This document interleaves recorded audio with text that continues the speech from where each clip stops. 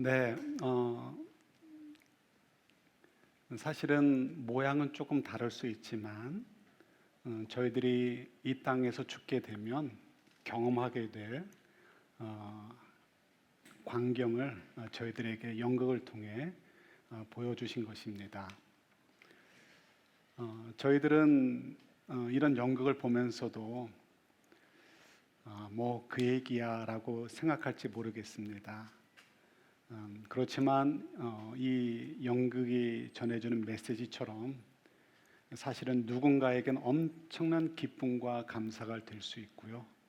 누군가에게는 돌이킬 수 없는 후회되는 인생이 될 수도 있게 되는 것이죠. 연극의 제목이 왜 말해주지 않았어 였습니다.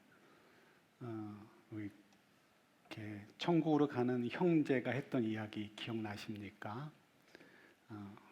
얘기해도 너 안 들을 거잖아.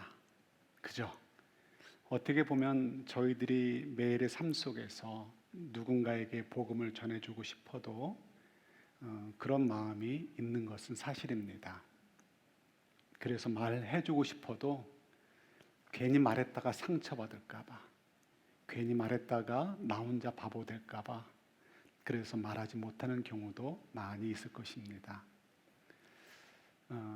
그런 면에서 저희들이 오늘 부활주일 또 왜 말해주지 않았어? 라는 그런 또 스케이트 보면서 우리 마음을 좀 이렇게 돌아보았으면 좋겠습니다.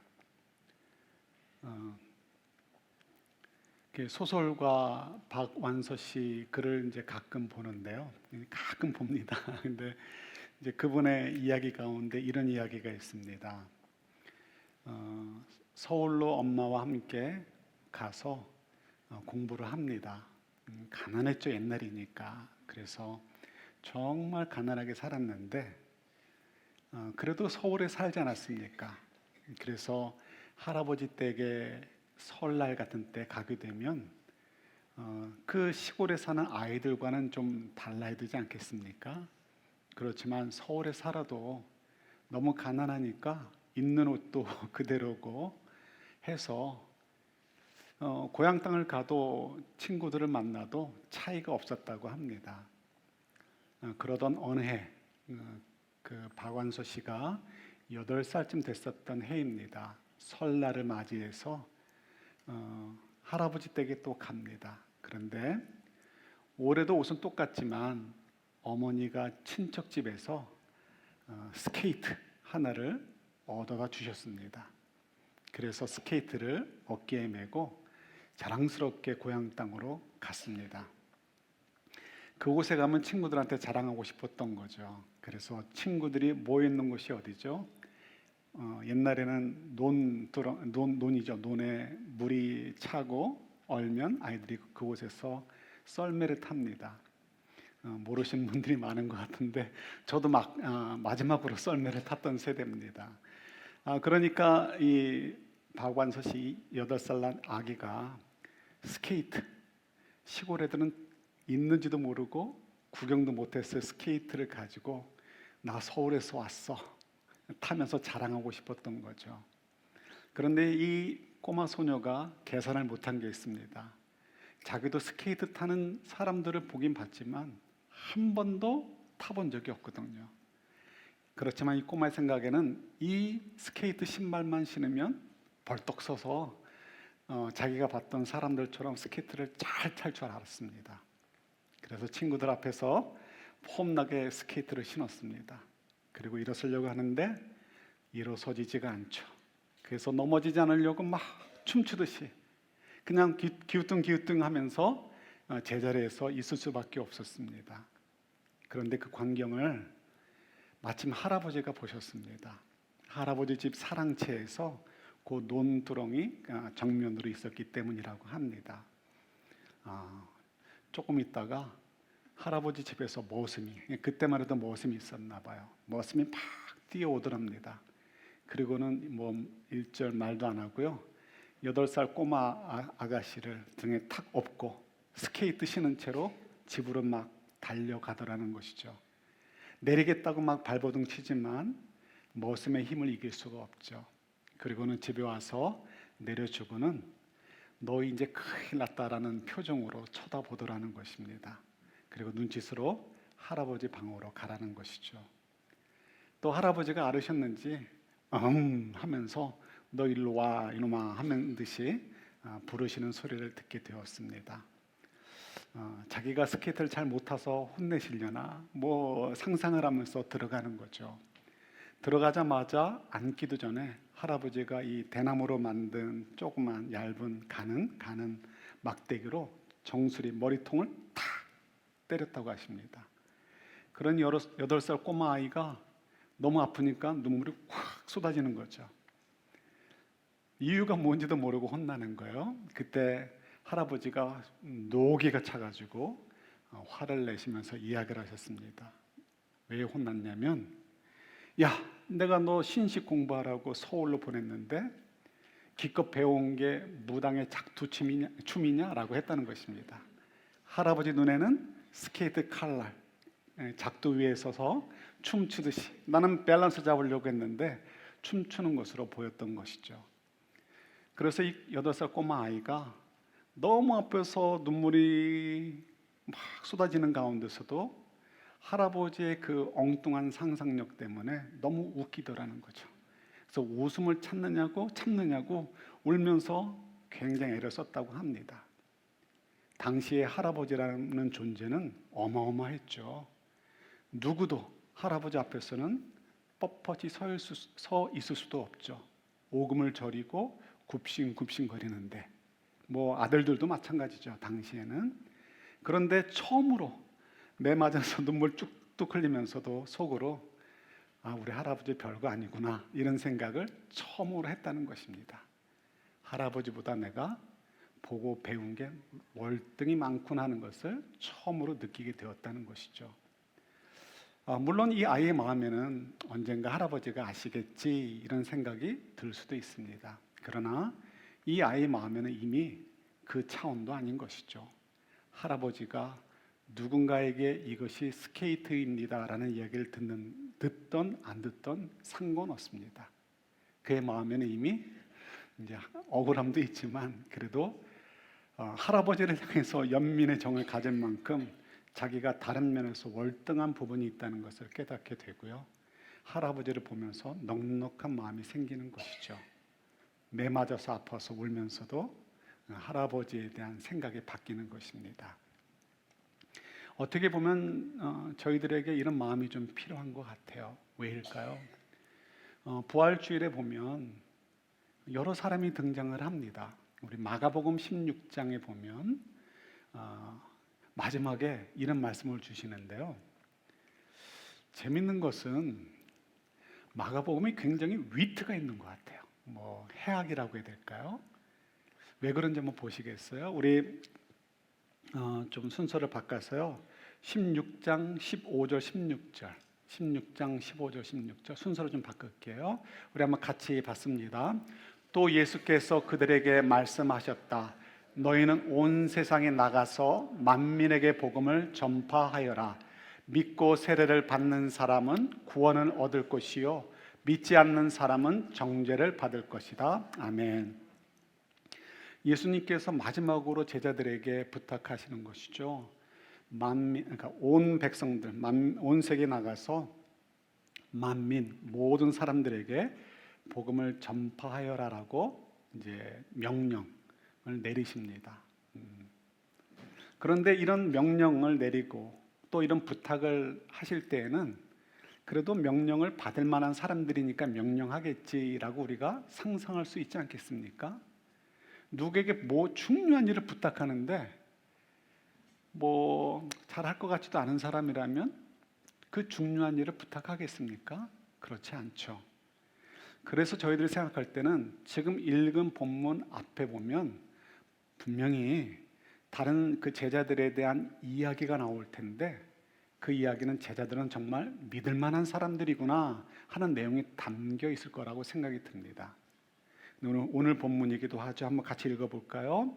마가복음 16장 10절부터 13절입니다. 여기 여러 사람들이 나와요.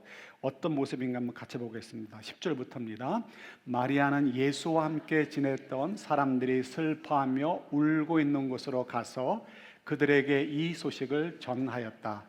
그러나 그들은 예수가 살아 계시다는 것과 마리아가 예수를 목격했다는 말을 듣고서도 그 뒤에 그들 가운데 두 사람이 걸어서 시골로 내려가는데 예수께서는 다른 모습으로 그들에게 나타나셨다. 그들은 다른 제자들에게 되돌아가서 알렸으나 제자들은 그들의 말도 믿지 않았다. 아멘. 자, 여기 보면 여러 그룹의 사람들이 나옵니다. 첫 번째 그룹은 여인들이죠. 이 여인들은 예수님을 너무 사랑하는 사람들이었습니다. 그래서 예수님께서 돌아가실 때도 다른 사람들은 겁나서 가지도 못했는데 이 여인들은 정말 용기 있게 예수님께서 죽으시는 과정을 다 지켜본 사람들입니다. 그러니까 믿음도 좋고 예수님을 사모하는 마음이 너무 컸던 것이죠. 그리고 예수님이 돌아가신 다음에도 새벽에 예수님께 향을 발라드리기 위해서 아침 일찍 무덤으로 갔습니다. 이 정도라면 이 여인들이 예수님을 향해서 얼마나 열심을 가지고 있었는지 의심할 여지가 하나도 없습니다. 그런데 이 여인들에게 뭐가 없었습니까? 다 좋은데 부활을 믿는 믿음이 없었습니다. 예수님께서 부활하실 거라고 전혀 믿지 않았습니다. 분명히 이 여인들도 예수님께서 다시 부활하실 거라는 예언을 여러 번 들었을 것입니다. 그럼에도 불구하고 이 여인들도 예수님의 부활을 믿지 못했습니다. 그리고 나서 예수님을 만나게 되고 예수님이 정말 부활하셨구나라는 것을 깨닫게 되죠. 그래서 열심히 달려서 밑에 모여있는 사람들을 찾아갑니다. 그리고 그들에게 예수님이 부활하셨어요 라고 소식을 전합니다. 그런데 그들도 예수님의 부활 소식을 믿지 않았습니다. 그들은 어떤 사람들이었습니까?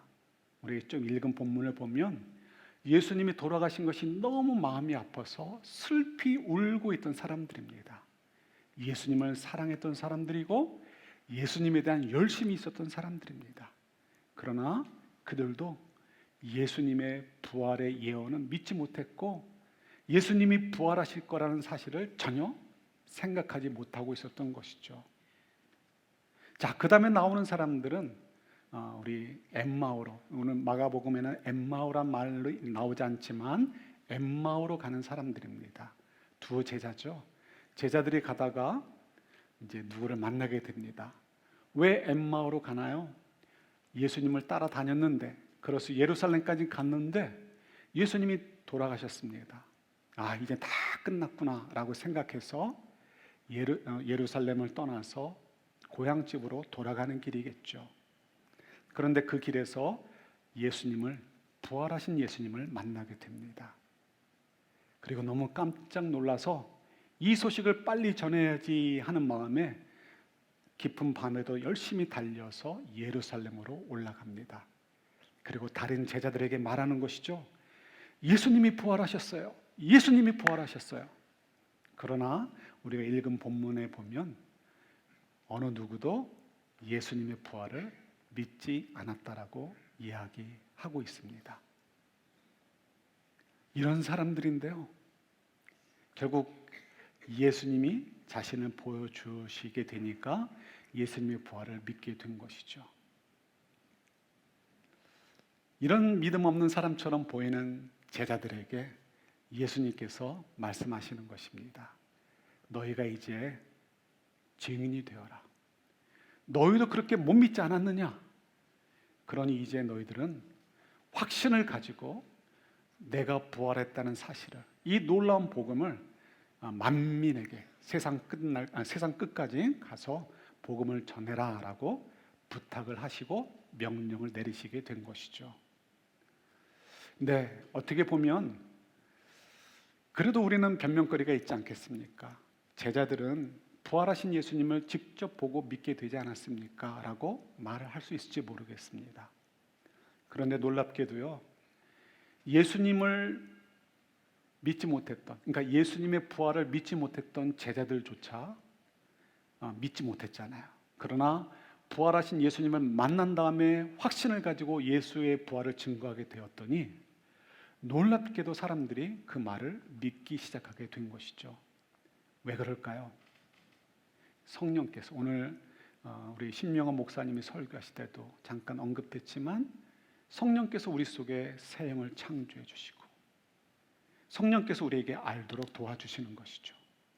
그래서 우리의 능력으로 구원받는 거라면 이게 설명하기가 어렵습니다. 그러나 저희는 just 그냥 딜리버리 해주면, 그러면 능력을 하나님께서 주셔서 성령의 능력으로 복음이 믿어지게 하는 것입니다. 중요한 것은 뭐냐면 그 일에 있어서 우리가 책임이 없다는 것입니다. 우리의 책임은 전하는 것이죠. 그리고 그 전한 다음에는 하나님께서 자기의 자녀들에게 성령을 부으셔서 믿고 구원을 얻게 하실 것입니다. 자, 이제 돌아간다면 우리가 좀 넉넉해졌으면 좋겠습니다. 넉넉한 증인. 어떻게 보면 저희들이 예수를 믿으세요, 구원받지 않으셔야 되겠습니까? 부활이 있습니다라고 할 때 사람들이 콧방귀 낄 수 있습니다. 그런 것은 어쩌면 8살 아이가 할아버지한테 정수리에 막대기로 탁 맞아서 너무 아파가지고 우는 그런 것처럼 우리에게 아픔이 될 수 있습니다. 어쩌면 그런 것들이 데미지가 되고 쌓여서 저희들이 예수님의 복음을 더 많이 전하지 못하는 이유가 되었을 수도 있습니다. 또 어쩌면 이제는 너무 대부분의 사람들이 예수의 복음을 한 번쯤은 다 접했습니다. 그러나 그들이 아직 성령을 받지 못해서 예수님을 믿지 못하고 깨닫지 못하는 것이죠. 자, 그렇다면 우리는 어떻게 하면 될까요? 우리는 또 그냥 나아가는 것입니다. 전하는 것입니다. 무엇을요? 부활의 복음을. 사람들이 웃거나 혹은 이렇게 거부하거나 우리를 좀 우습게 여기는 것처럼 느껴지시면 8살 아이를 기억하시는 것입니다. 눈물을 흘리더라도 웃음을 참는 것입니다. 왜요? 우리도 비웃자는 게 아니고 우리가 어떤 삶에 대한 확신을 가지고 자부심을 갖자는 것이죠. 왜요? 우리는 알잖아요. 시골에 살고 있기 때문에 스케이트를 몰라서 무당이 작두춤을 추는 것처럼 오해하는 할아버지와 다르지 않습니까? 그들은 그렇게 생각할지 모르겠지만 우리가 알고 있는 복음은 그렇지 않죠.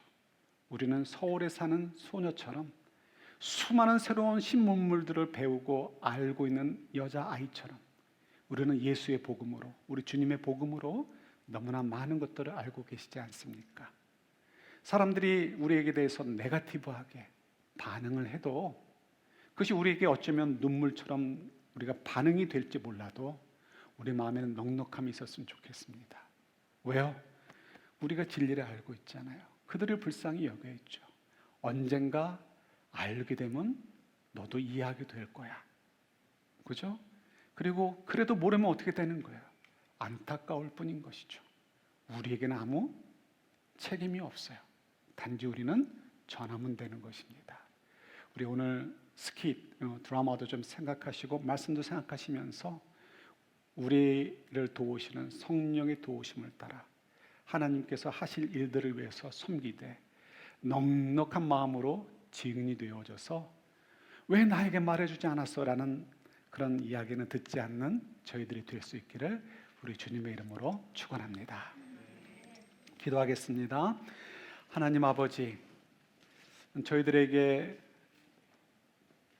부활하신 예수님이 성령의 도우심으로 너무나 분명하고 선명하게 날마다 더 느껴지고 새겨질 수 있도록 도와주옵소서. 그래서 주님, 저희들이 세상 사람들이 우리 머리에 정수리를 막대기로 때리듯이 우리에게 거부감을 드러내고 복음을 밀어내려고 해도 우리 담대하게 넉넉한 마음으로 선한 웃음을 참으면서 우리가 계속해서 다가가고 전할 수 있는 저희들이 되도록 도와주옵소서. 예수님 이름으로 기도드립니다. 아멘.